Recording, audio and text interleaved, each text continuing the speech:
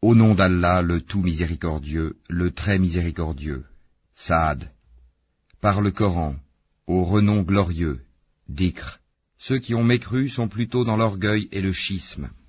Que de générations avant eux avons-nous fait périr, qui ont crié, hélas, quand il n'était plus temps d'échapper.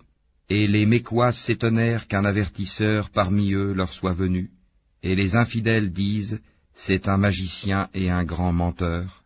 Réduira-t-il les divinités à un seul Dieu? Voilà une chose vraiment étonnante.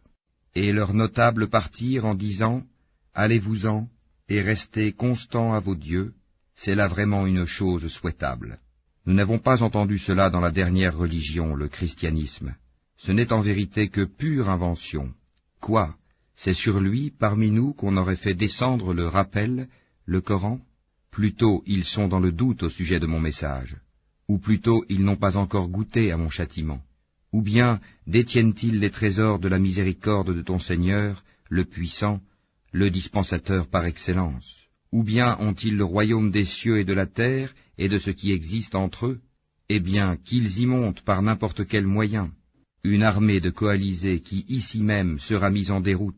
Avant eux, le peuple de Noé, les Hades, et Pharaon, l'homme aux pales, ou aux pyramides.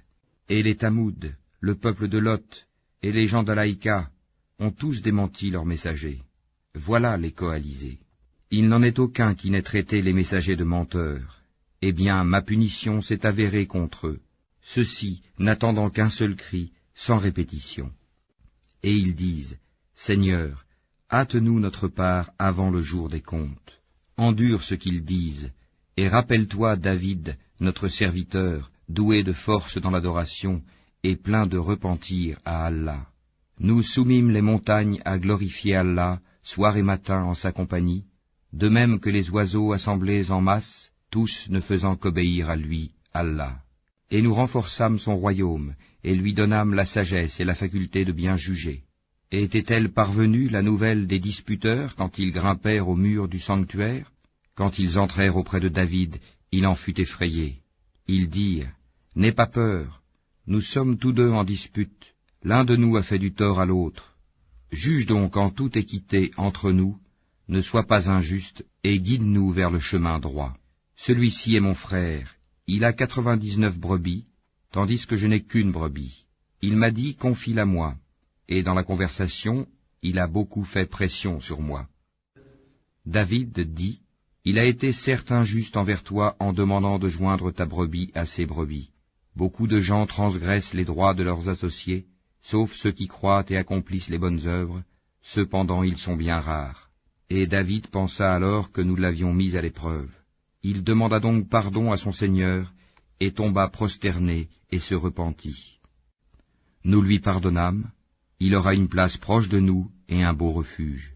Ô David, nous avons fait de toi un calife sur la terre. Juge donc en toute équité parmi les gens, et ne suis pas la passion, sinon elle t'égarera du sentier d'Allah. Car ceux qui s'égarent du sentier d'Allah auront un dur châtiment pour avoir oublié le jour des comptes. Nous n'avons pas créé le ciel et la terre et ce qui existe entre eux en vain. C'est ce que pensent ceux qui ont mécru. Malheur à ceux qui ont mécru pour le feu qui les attend. Traiterons-nous ceux qui croient et accomplissent les bonnes œuvres comme ceux qui commettent du désordre sur terre? Ou traiterons-nous les pieux comme les pervers? Voici un livre béni que nous avons fait descendre vers toi, afin qu'il médite sur les versets et que les doués d'intelligence réfléchissent. Et à David, nous fîmes don de Salomon, quel bon serviteur. Il était plein de repentir.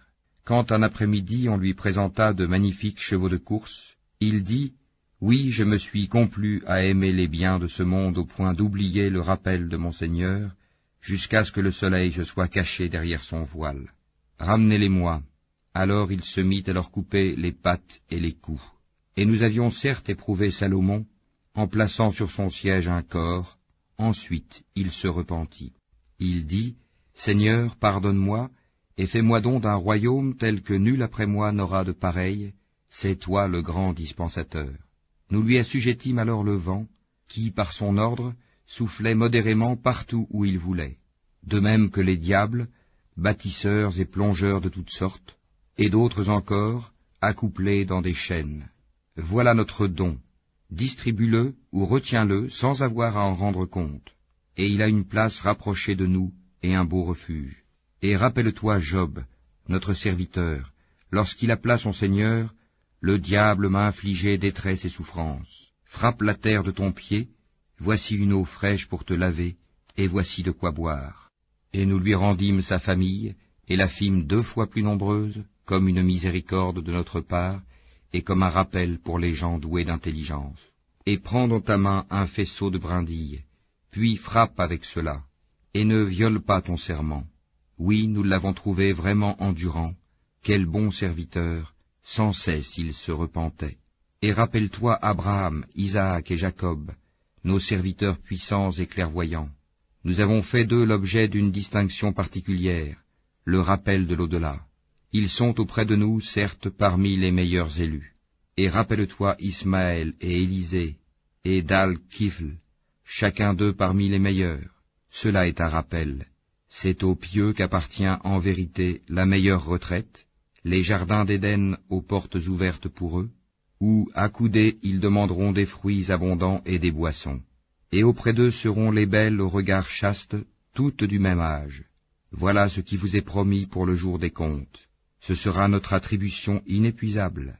Voilà, alors que les rebelles auront certes la pire retraite, l'enfer où ils brûleront, et quel affreux lit, voilà qu'ils y goûtent, eau bouillante et eau purulente, et d'autres punitions du même genre. Voici un groupe qui entre précipitamment en même temps que vous, nul bienvenu à eux, ils vont brûler dans le feu. Ils dirent, pas de bienvenue pour vous, plutôt, c'est vous qui avez préparé cela pour nous, quel mauvais lieu de séjour. Ils dirent, Seigneur, celui qui nous a préparé cela, ajoute-lui un double châtiment dans le feu. Ils dirent, pourquoi ne voyons-nous pas des gens que nous comptions parmi les malfaiteurs? Est-ce que nous les avons raillés, à tort, ou échappent-ils à nos regards?